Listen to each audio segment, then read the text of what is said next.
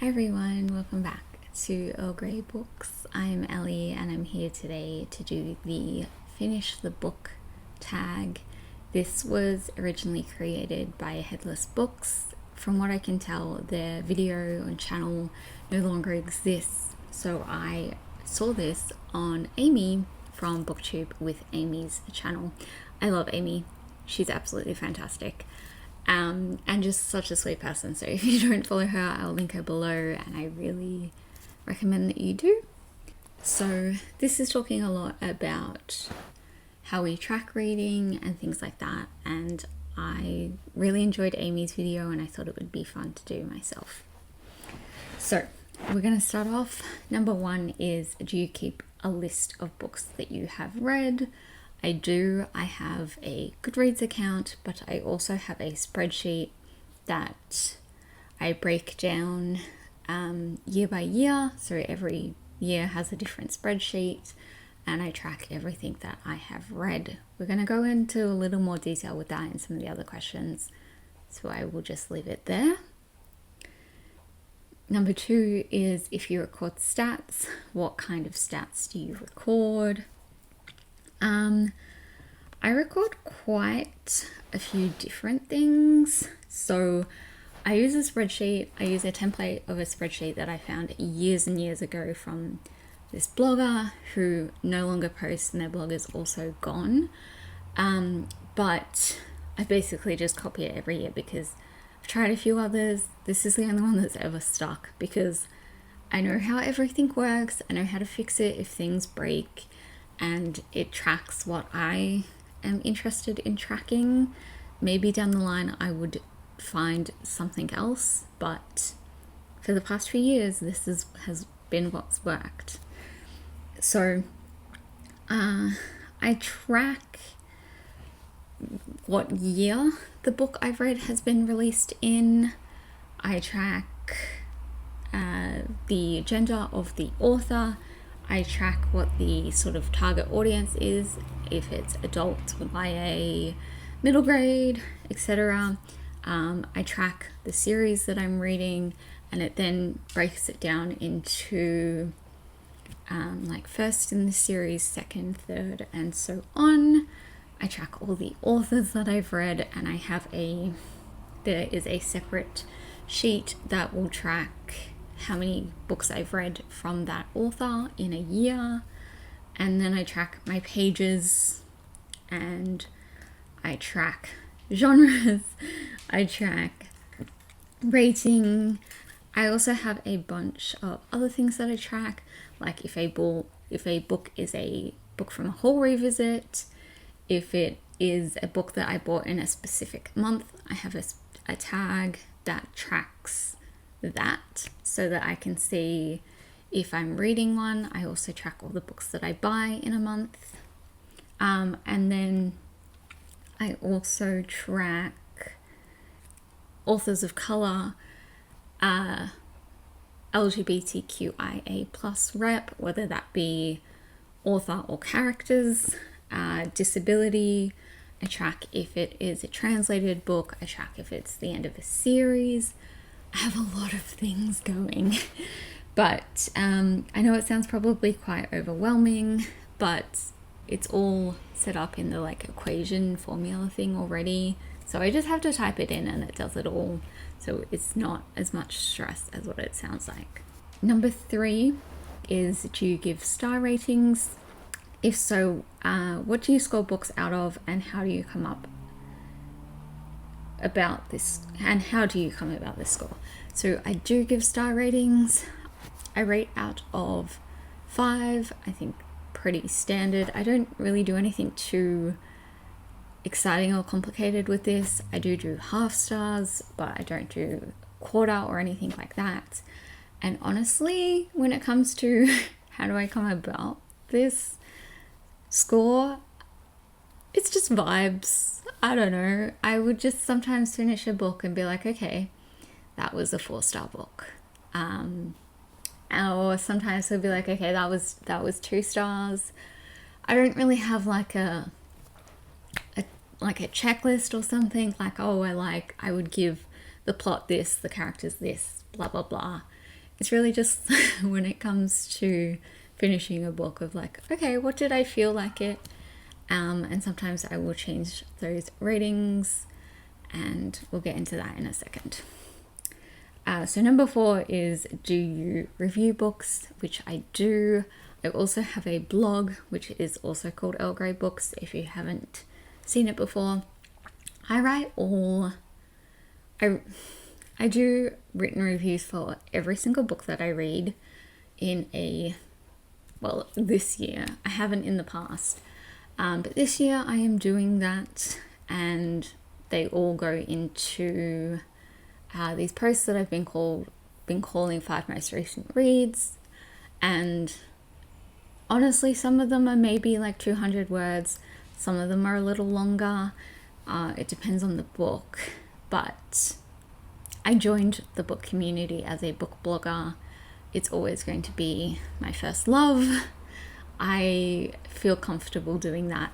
I'm also someone who just doesn't feel very articulate when I speak. I feel much more comfortable getting to write it down. I don't think I've ever done like a video review of something beyond maybe like a wrap up, or when I talk about books in vlogs. I don't know what it is. We're not going to go into the psychology behind that, but I just feel more comfortable writing. Next one is, where do you put your finished books? This depends. If it is a book that I did not enjoy, I often put it in a pile on my floor, which is my unhaul pile. Sometimes they're in boxes. At the moment, they're just kind of in a stack because I need to... Well, you will have just seen an unhaul, so they will be in a box soon, and then I just donate them. If it is a book that I liked or that I think I want to keep, usually I just put them on my bookshelf, like in a stack, and then every few weeks I will go through and just organize my bookshelves a little and slip in the books that I've read into the spots that they fit. So I do split my bookshelf into read and TBR, but it's also a way that I can do all the books that I've hauled in that month will then go into the TBR section, and I can pull out things for my haul revisits and other videos and things I just want to read that month. So that's how I do that. Next one is, how do you pick your next book? I don't have a system for this. Again, it's just vibes. Obviously, I mean, if you've seen my vlogs or any of my other videos, you've seen the pile here before. This is often things that I am working on or want to be working on or am purposefully ignoring sometimes. I'm trying to guilt trip myself into reading them / finishing them, looking at you. Well, looking at many of you. Sorry. Anyway, so yeah, it's literally just like, I read multiple books at the same time. You may have seen my video about my currently reading situation lately, and it's just a mess. So I really have no system for this at all. It's literally just like, I'm sitting here and what do I feel like reading? Is it something here? Is it something on my shelves that I need to get? Is it an ebook? Is it something? Whatever. Okay. Number 7 is, do you have any other rituals for when you finish a book? I do. So I use this app called Bookily, which tracks how long it takes for you to read a book. You put on like a timer in the app, and then you put in what pages you've read to at the end of that, and blah blah blah. So I do that, and then when I finish a book, I rate it on there because that's what it prompts you to do. And then from there I will add it into my spreadsheet. I will put all that in. I will go into my spreadsheet of my TBR.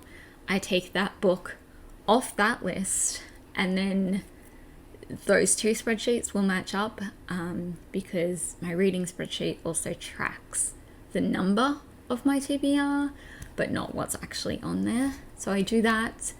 Then I will, sometimes it's immediately, sometimes it is later, days later. Sometimes I will write that mini review or longer review into my blog, and that's when I will decide on my star rating. So I put my star rating, my original one, into Bookly and into my spreadsheet, but when I come to write the review, there's been a couple of times where I found that it has completely changed, and I've ended up giving it a lower or a higher score, because when I've started talking about it, I've realized all these things that I didn't like, all these things that I really loved that I hadn't thought about, and then from there I will adjust in my spreadsheet. So and then from there, usually I just sort of tag it here. If I am doing a vlog and I'm going to mention it in the vlog, I will put it there so that I remember to talk about it, and then from there it will go onto the bookshelf. It is a system. But yeah, it's a little complicated, but that's kind of what I've been doing for most of this year. So that's it. But the last question is to tag some people. I didn't check anyone who had done this, but I'm just going to mention a few people that I love, and if they've done it, then sorry, and if not, here you go. So I'm going to mention Meredith from Reading with Meb. Again, one of my favorite booktubers. Absolutely love Meredith. She is excellent. If you're somehow not following her, you should be. Also, I'm going to say Aoife from Pretty Purple Polka Dots. Let's say, well, I've got to say Mel from A Book Fiend Named Mel, because booktube bestie, but also I feel like she'll have some interesting answers for these questions as well. And I think I'll just go with that. I think I'll just go with the three of them. I'll of course link them below along with Amy. And that is it for today. I hope you're all doing super well, and I will see you all next time. Thanks for watching. Bye.